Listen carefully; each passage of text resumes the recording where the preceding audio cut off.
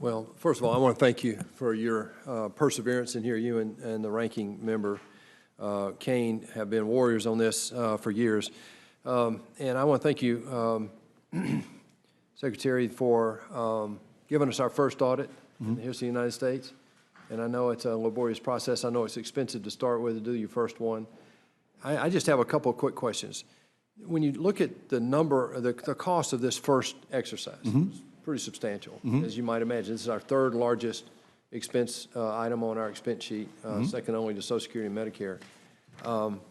But it's only a little bit larger than some of our larger corporations. And so they do this routinely. And it doesn't cost them $1 billion to do this. So my question is, over time, do you see a possibility, number one, that we can get to the answers here quicker now that we've got to start at it? We can get to a clean report.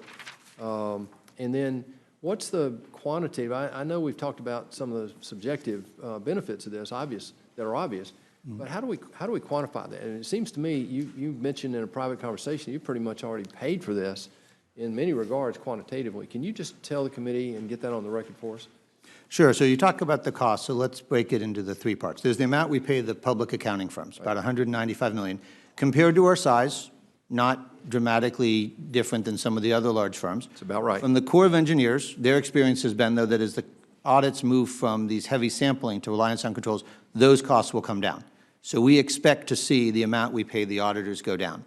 We have a similar amount, about $250 million, that we spend either in labor of federal employees or in the contract support that we use to support the audit. Some of that will come down. Some of that's just the cost of doing business correctly. When you look at what DFAS spends to process, they have very good data over how much they spend fixing errors.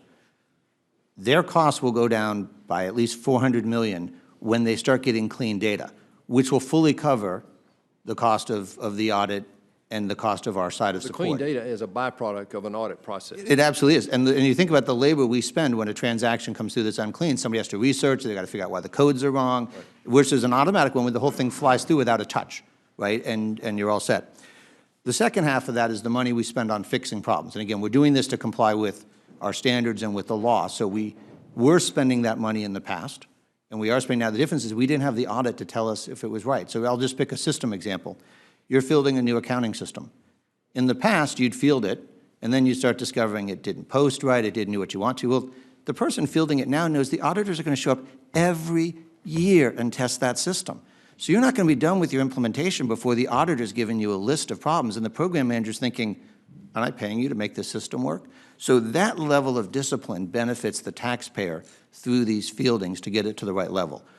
What I was surprised by was when you look at the money that the Navy has saved, the $167 million, when you look at the $316 million that the Department was able to use data analytics to recover as we did our budget scripts, that's the cost of what we're spending on the audit and then some. So in terms of paying the auditors, we're already recovering that. Right. Now we're just living off the benefit of all of their findings, making sure the rest of the money we spend is better, that our processes get better, and that we bring discipline to the system. So I had originally expected that this would be a savings some years out, and I know the patience with just wait, it will pay off.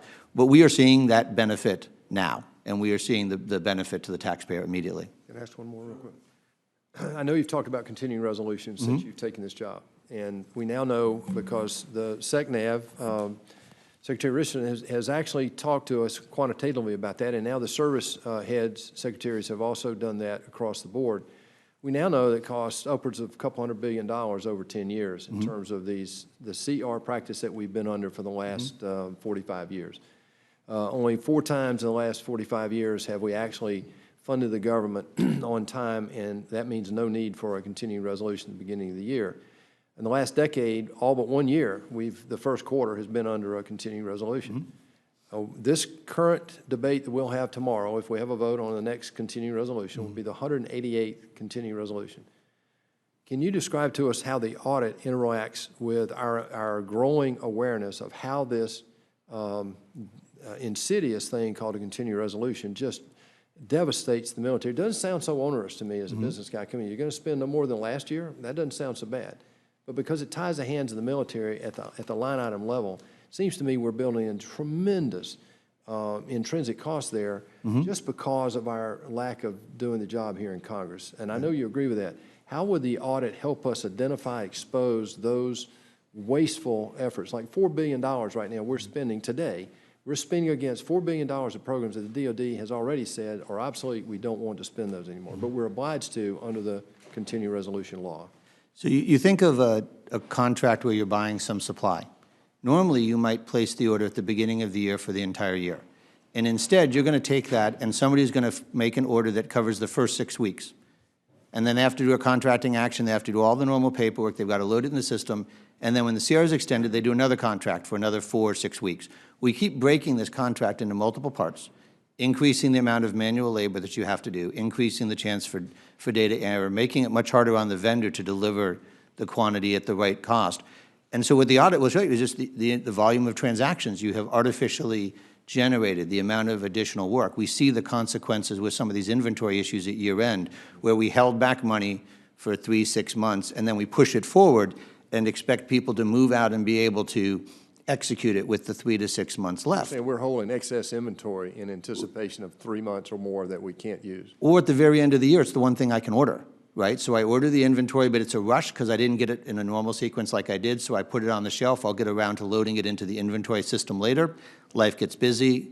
You know, part of the other part is the people doing the audit are the ones most affected by the CR. It's the acquisition community, it's the financial, all of these folks who are now spending their time over here, we want over on the other side getting the data and getting the process right. So it's very disruptive, and the audit highlights that. And then the whole effect on the mission side, on the families, on the deployments, those are a pretty serious problem. Thank you. Thank you, Mr. Chair.